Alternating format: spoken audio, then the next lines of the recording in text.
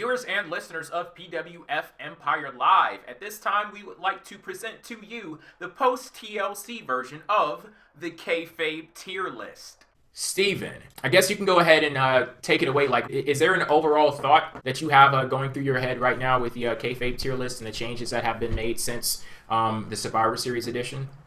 You know, this one I felt like there wasn't much movement. I made some adjustments, that's what I'll say.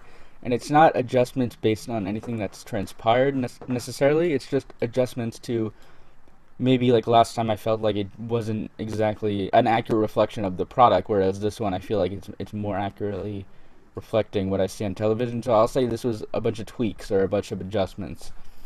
One big thing that I see on this Kayfabe Tier List is the fact that Roman Reigns, of course, he has the WWE World Heavyweight Championship, and he has moved to the A+ tier. We talked about this with the Survivor Series edition of the Kayfabe Tier List. In normal circumstances, you would want the WWE World Heavyweight Championship to be on that top tier, and now it is there. So what does that move mean for the WWE World Heavyweight Championship and the status of that title? Because I remember it was our TLC preview. You talked about how the title didn't really have any credibility. Does this move start the journey to giving it credibility?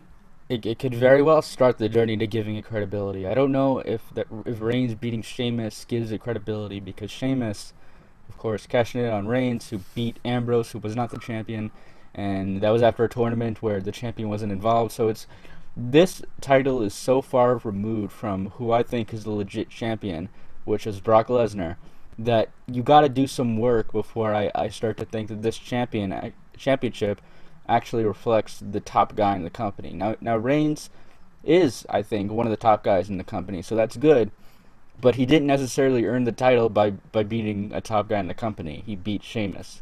Not very impressive, in my opinion. As far as that goes, it is a start. If he defends it against credible opponents and wins, then that makes it seem like, yeah, this guy, not only is he credible, but he deserves to be the champion. So if he goes up against Triple H and wins, if he defends against Brock Lesnar and wins, then yes, this is a legit championship again. But right now, I don't know if that's necessarily the case, just because of the way it's changed hands since Brock Lesnar. So would you say that although the championship may not have gained a ton of credibility, will it feel more credible now that because it's around the waist of someone who does have something going for them right now? Oh, yeah, for sure. Yeah, definitely. Absolutely, yeah. Okay.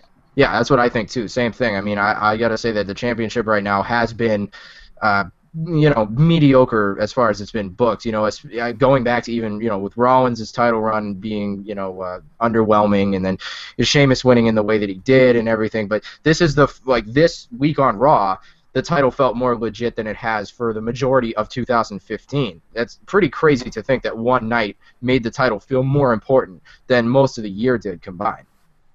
Yeah, absolutely. Okay, so let me say, why did Reigns go up? Because he lost to Sheamus at TLC, and then he beat him at Raw. He went up not because of the wins or the losses, because, like I said when I introduced this, it's not necessarily a wins and losses tracker. What it is it represents the credibility I think they have. So Reigns beats the shit out of Triple H. Suddenly I think that, well, he's at least on par with Triple H. If they have a match, I think Reigns will probably come out on top. Or at least there's a 50-50 chance, which is the criteria I use as sort of a rule of thumb. So I'd say he's back into that A tier, which he was earlier. Ambrose moves up because Reigns moves up. With Reigns in the A+ tier, that you got to ask, well, can Ambrose beat Rollins or Randy 50-50? And I think there's a case to be made that he could. He has beaten Rollins before. I was just going to say, with Rollins, he absolutely, we've seen him pin him clean on Raw, so definitely has a shot against him. I mean, with Orton, with the way Orton's been used since the last time he was champion, I would say he has a shot against a guy like Orton. I think that's a fair assessment for Dean Ambrose right now. And, yeah, I mean, because he is friends with Roman Reigns, by association, he kind of becomes more credible too. And I think because of the fact that now he is IC champion, I mean, that does hold some weight to it too. And I know it's not based off wins and losses, but him beating Kevin Owens, who had previously beaten John Cena clean, and I know that Kevin Owens, yes, had some ups and downs with his booking too, just as everyone has. But considering Kevin Owens has won some solid matches over his run, I think it's fair to say that Dean Ambrose belongs there. Yeah, I honestly don't buy Dean Ambrose there. I can't see well, it. another thing is Dean Ambrose did make it to the finals of the tournament, so that also says something. And he beat Owens twice, so it's like at this point, he's pretty much conquered that tier, you know? Especially because most of the guys in that tier are injured. Well, so is the case for A, but that's beside the point. If we had like an area between A and A minus, maybe, but I don't think we do. But it gets. I'm having a hard time with that one. But I guess like it's just my mind the way the WWE presents Kevin Owens. But I guess I do have to acknowledge the fact that Dean Ambrose did beat him twice, which still sounds crazy to me. Like that, I watched both of the damn matches and I didn't even make that connection until you specifically said Dean Ambrose beat Kevin Owens twice.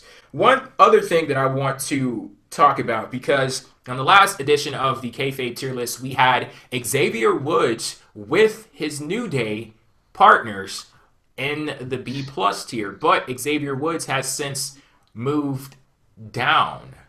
Yeah, like I said, I didn't move him down because of anything that happened. I felt like it was more of an adjustment, where I kind of wished I had him in that tier from last time as well, so I just sort of remedied it.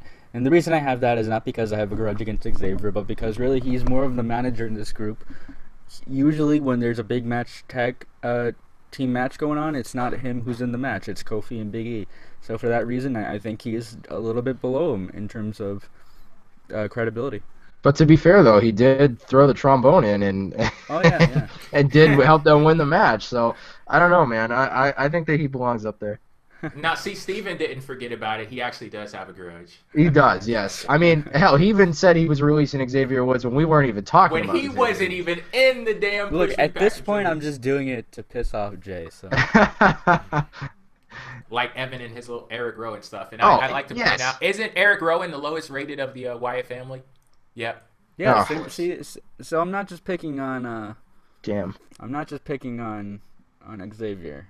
Yeah, no, you got it right in the Eric Rowan case, but you are picking on. Yeah, you see, Eric Rowan should be like right next to Brock Lesnar. It's pretty clear. I mean, the guy sacrifices himself. As his manager?